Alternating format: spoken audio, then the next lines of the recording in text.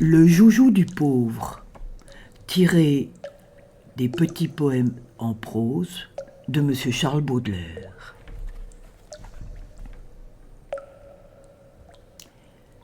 Je veux donner l'idée d'un divertissement innocent. Il y a si peu d'amusement qui ne soit pas coupable. Quand vous sortirez le matin avec l'intention décidée de flâner sur les grandes routes, remplissez vos poches de petites inventions à un sol, telles que le polichinelle plat mu par un seul fil, les forgerons qui battent l'enclume, le cavalier et son cheval dont la queue est un sifflet. Et le long des cabarets, au pied des arbres, faites-en hommage aux enfants inconnus et pauvres que vous rencontrerez. Vous verrez leurs yeux s'agrandir démesurément.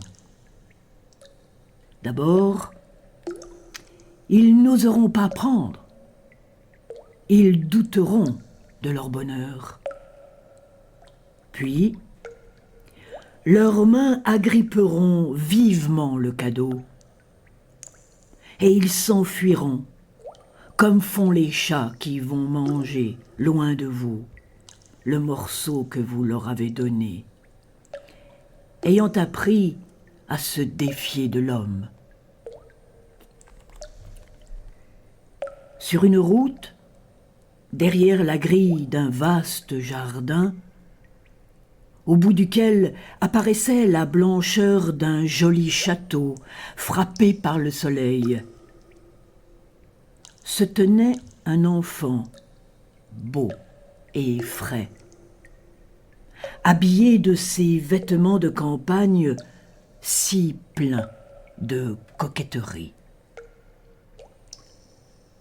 Le luxe, l'insouciance et le spectacle habituel de la richesse rendent ces enfants-là si jolis qu'on les croirait faits d'une autre pâte que les enfants de la médiocrité ou de la pauvreté.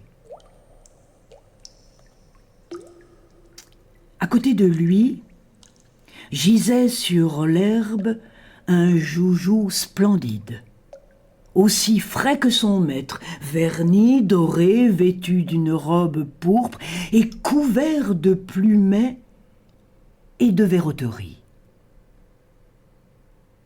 Mais l'enfant ne s'occupait pas de son joujou préféré. Et voici ce qu'il regardait.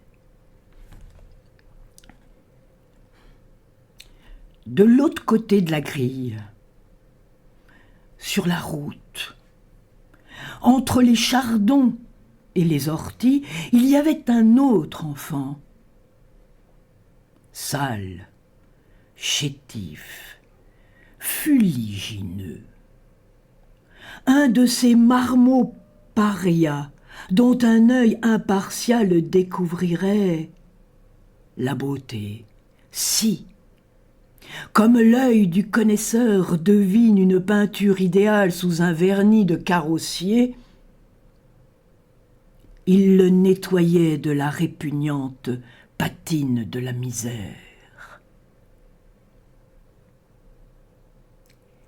À travers ces barreaux symboliques séparant deux mondes, la grande route et le château, l'enfant pauvre montrait à l'enfant riche son propre joujou, que celui-ci examinait avidement, comme un objet rare et inconnu. Or, ce joujou, que le petit souillon agaçait, agitait et secouait dans une boîte grillée, c'était un rat vivant.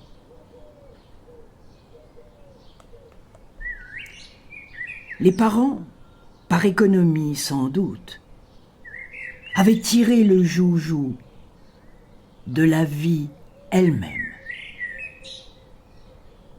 Et les deux enfants se riaient l'un à l'autre, fraternellement, avec des dents d'une égale blancheur.